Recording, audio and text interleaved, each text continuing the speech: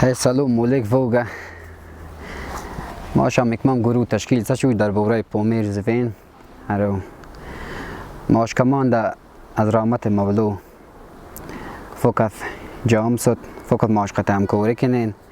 ماشان چیز خوش در بوره اکمام برنامه یکیت خوش دکلاک پومیر زفین در رواندا مستحکم سین خش سین ما بیسین از ماش بینند ترر جو متصفم داره تمام دنیا هر جو قدم صد آدم لاکه ماش دودت نانزف فوق وقت ماشه بودن وید چیز خوک من اکیدند ما کور هرو در بوره شویرین در بوره پومیر شهرین در بوره قصه گوین سوگر چهار سلیف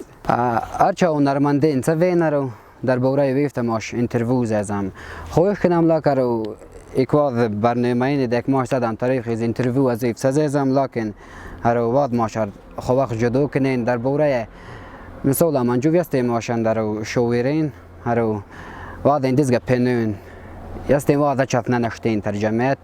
ترجمه چیز مقصد تمزلو دک دیزگه نه دک ترکوچان ننشتین تا اشورن جو کتابن جو ورچ سگم وقت رو لب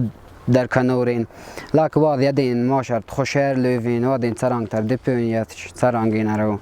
شعر نوشت سرچوج از چیز خلوصاوی فن از ویفته در بوره ده خوشرین وارده ماشر لیف دو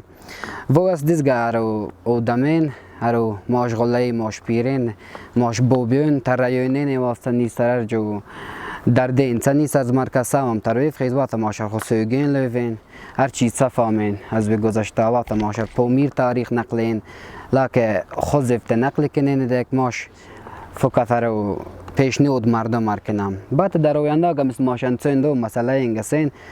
بقیه تلویزیون تماش قبول کش ترویف وی فرد رو پیشنهاد کنم سوگ و هر چیز وی فردا کم لک واد میسر و چیز سین هرو ماش قطع روزی سین مردم ویف چوست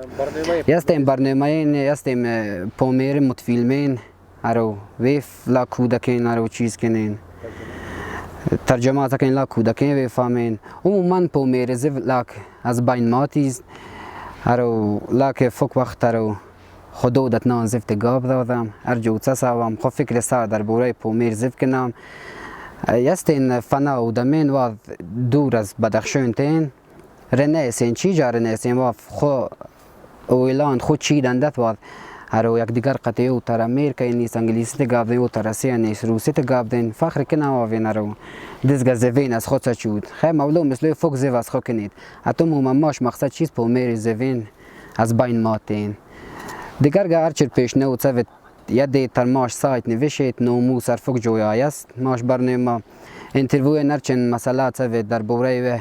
هر چیز چی دو در از و